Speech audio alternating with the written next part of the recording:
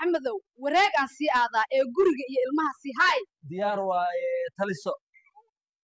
yariisow ragga Soomaaliyeed maxaad kula talinay gabar Laylo la dhaho haddaad aragto nafta u dhiibo inta kalena dacaska u dhiibo abooyar yaa ku yiri alaabta dhaq hooyaday sagal ayaa dhahday aniga cilaan ayaa gacmaha ii saaran alaabta iga dhaq laakiin adiga maxaa kaaga galay haddii aan dhinto ninka deriskayga ah aroos oo sababna hadda ka hor ayuu laxan ka iibsaday ugu qiyaamay hadda inaa ka aarsada ayaa raba gabadha ugu xanta badan soo qarxi cid kale ma ahan waa Yaasmiin taas markaasaas u baxdo ayaa dhabarka ka tooganay iska ilaaliya xaliimo meherkaaga waxaan kaaga dhigaa xabad buskut dhiiq ah ma rabtaa mise maya leeleefow iigu darnoo xabiibi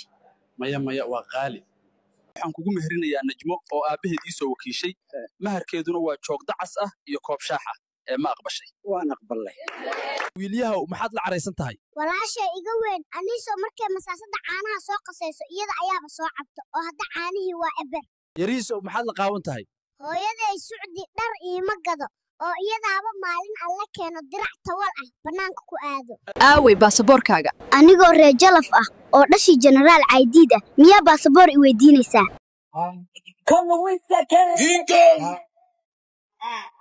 jalaf ah oo dhashii jenaraal caydiid ah baasaboor uma baahnid gudub baasaboor baa lagaa rabaa baasaboor uma baahni yaa tahay adiga waxaan ahay sacad weliba reer jalaf gudub ciidankaygi dabano sabab halishiishta bakabka fadhiya wakasiya abadiigo korka ku qoran batabuuga ku qoran waninaantinka baalashiisa ku qoran sagaalkii badaren kugu baata balo barata